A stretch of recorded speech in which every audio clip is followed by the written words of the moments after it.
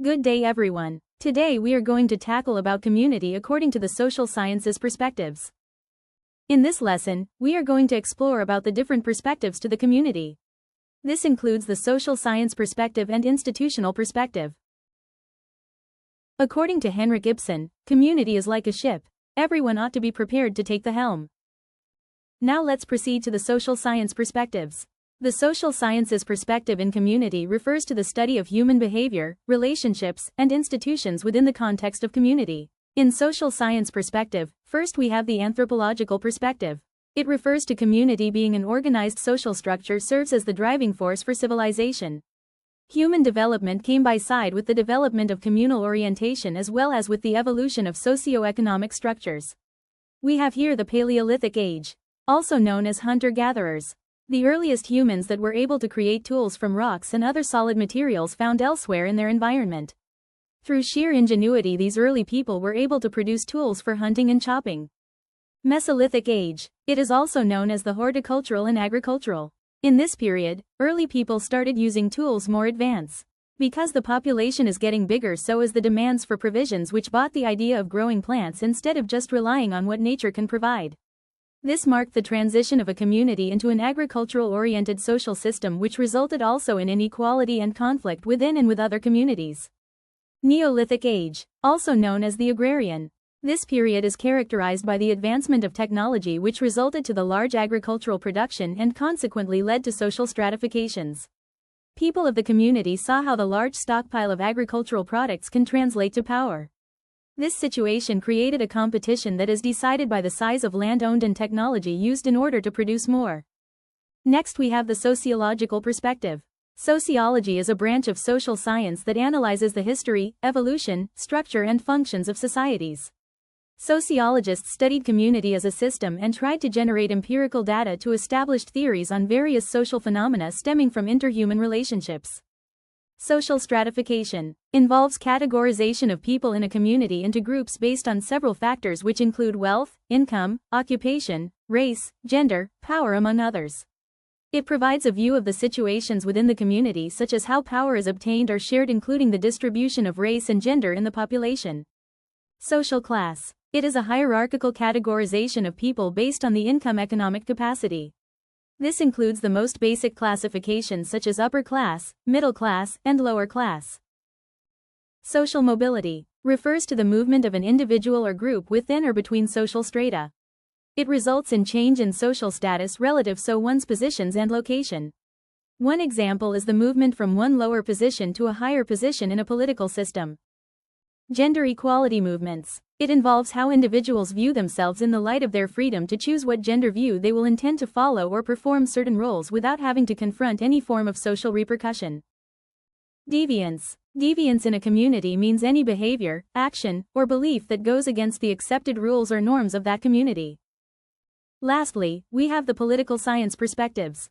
It focuses on how power, influence, and decision-making are organized and exercised within a group of people. From this viewpoint, a community is not just a social or cultural unit, but also a political one where different interests, identities, and resources are negotiated and contested. Let us now have the institutional perspective. The institutional perspective in community views a community as made up of existing establishments, organizations, and social networks formed around institutions. It emphasizes how these institutions, such as schools, churches, government agencies, and businesses, shape patterns of human behavior, relationships, and social interactions within the community.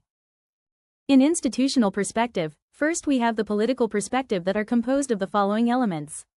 First, population. It refers to the people who are bestowed with duties, rights and privileges in order to maximize potentials to the benefits of the community. Second, territory. It is a geographical community occupies a physical space within which all social, economic and political views and activities may be practiced. Third, sovereignty. At the community level, it basically refers to the capacity of the community to enforce rules within its territory. And government. At the community level, it basically refers to the capacity of the community to enforce rules within its territory. Second, we have the economic perspective. A community is a dynamic social grouping in which all members strive to sustain daily living through different activities involving production and exchanges of goods and services. Due to the limitations of the resources, the community necessitated the adoption of a system that will ensure fair distribution of resources. Third, we have the educational institution perspectives.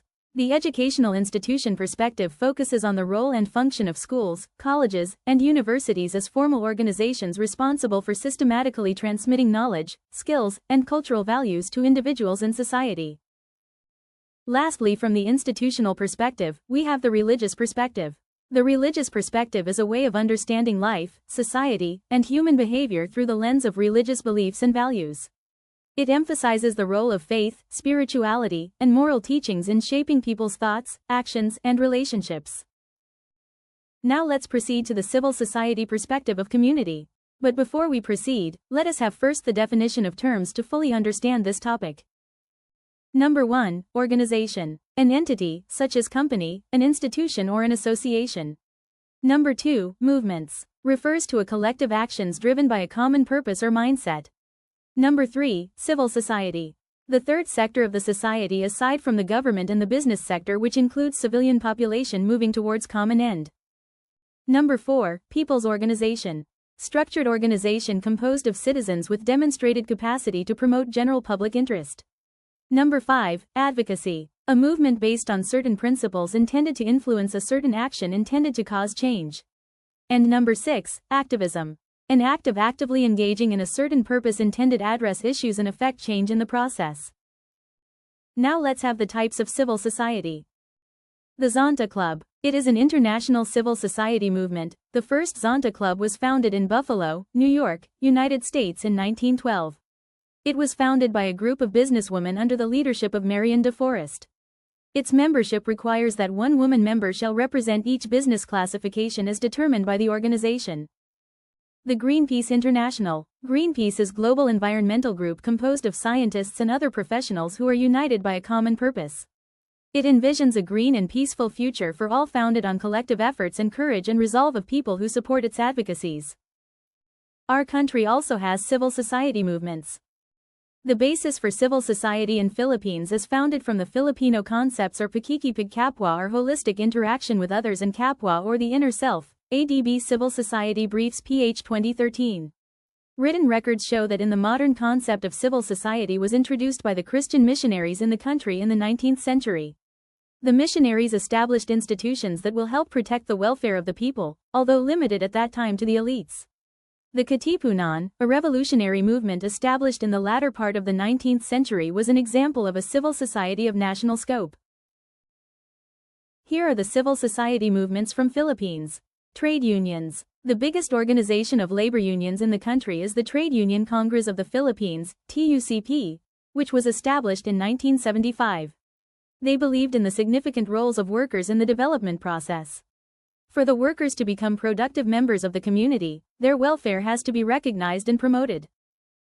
Women's and gender. The traditional views that relegate women on the lower level of social echelon helped create an atmosphere of abuse against women.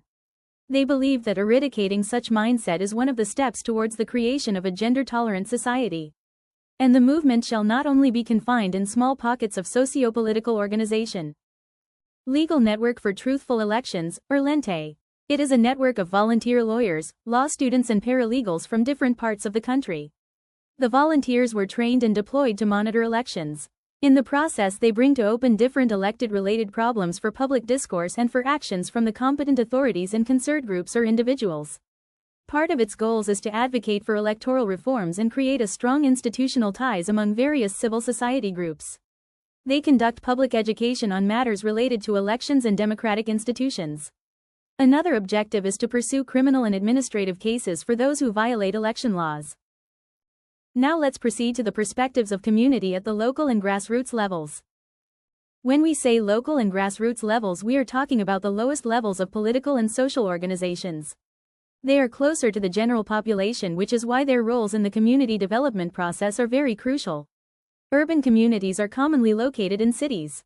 Barangay is lowest governmental unit that serve as bridge in the delivery and facilitations of programs for development.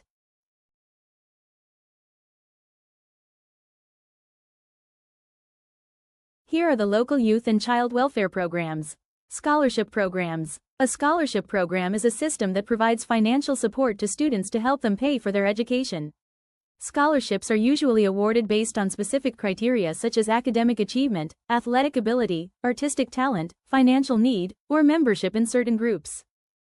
Bahay Pag-asa, a 24-hour child caring facility in the Philippines that provides short-term residential care and rehabilitation for children in conflict with the law, CICL, and children at risk, CAR. It serves as a safe place where these children can receive protection, education, legal assistance, counseling, and life skills training to help them restore into their families and communities. World Vision. It is an international NGO that provides program for overall growth of the children in the community. Included in its programs is the scholarship grants to children through donations from numerous sponsors around the world. To make the program effective, the NGO worked with their local staff and families. Local environmental programs. The program encourages active participation of people from sectors and walks of life. Included in the activities are the variety of sustainable initiatives such as solid waste management program, urban gardening and inclusive urban planning. Finally, we have the local peace and order programs. It is led by local government units, LGUs, to maintain peace, safety, and security within their communities. These programs are coordinated through Peace and Order Councils, POCs, established at the provincial, city, municipal, and barangay levels. Here are one of the local peace and order programs in the Philippines. The Anti-Drug Abuse Council of Pasig, ADCOP, is a local group that helps fight illegal drug use in Pasig City. They run programs to prevent drug abuse, support people who want to stop using drugs, and work with the police and community to keep the city safe and drug-free. Is a local council established in every barangay in the Philippines to promote and maintain peace and order at the grassroots level. It acts as the implementing arm of the city or municipal peace and order council within the barangay. Project Tagamasid ng Pasig. The project was launched in response to the call of the national government to intensify efforts in eradicating the drug-related problems in the city. It is meant to encourage civilians to join the fight against the social menace. The government look at the active and collective participation of community people as an effective tool in the success of anti-drug campaigns. And that's all for our lesson for today. Thank you for listening and we hope you understand something. Thank you very much.